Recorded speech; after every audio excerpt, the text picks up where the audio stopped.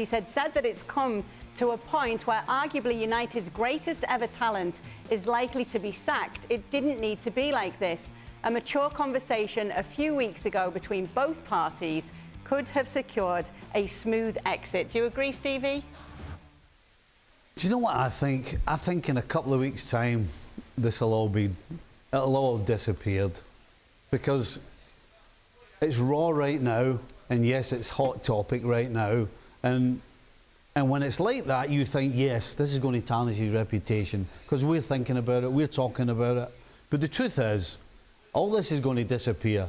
And like people like Maradona, who we know all the other problems he had off the field, has that tarnished his reputation? I mean, if you compare what he did off the field to what Ronaldo's doing now, but yet we don't look at Maradona in any other light other than, I mean, the greatest of all time, in my opinion. And because of that, it hasn't changed my opinion. And the same thing will happen with Ronaldo. Yes, he should go. Yes, he should get the sack. But I'm telling you now, very soon, well, it'll be all forgotten. No question. Do you agree, Craig? It'll all be forgotten very soon? Well, I think Rob used the words which I think are perfect. Move on. Everybody needs to move on from this. And the cleaner it is for Ronaldo and the cleaner it is for United, the better for everybody. And he can get on with going wherever that is, be it somewhere for a lot of money or back home to Portugal or maybe a surprise move somewhere that none of us saw coming. I don't know. He's certainly, and I stick by my words from last week, he's a problematic soon-to-be 38-year-old for a manager. Now, some clubs might be willing to suck that up. We'll see. I mean, big clubs, we'll find out. I have my doubts about that. But I certainly hope that we see the good side of Ronaldo in the World Cup.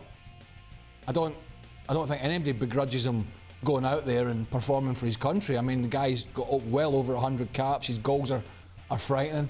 The difficulty for him is he's got very little football under his belt. There's a lot of psychological sort of stuff going on in his head.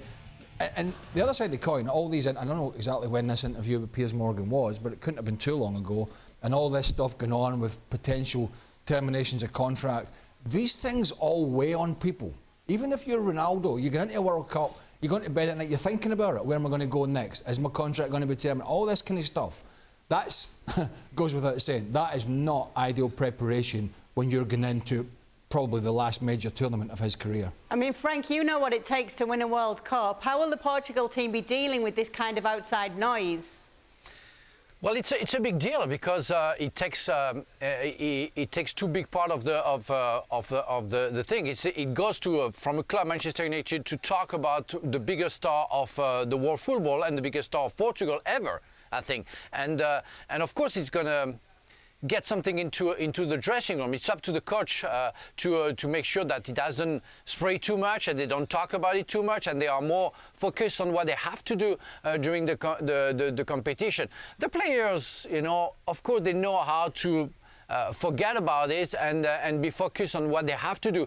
But how Ronaldo is going to be behaving in football-wise, I'm talking, you know, is going to depend on the reaction of the players about that topic. If it goes well, if he scores goals, and if everything goes very well for Portugal, it's going to be forgotten, as Stevie said, very, very soon.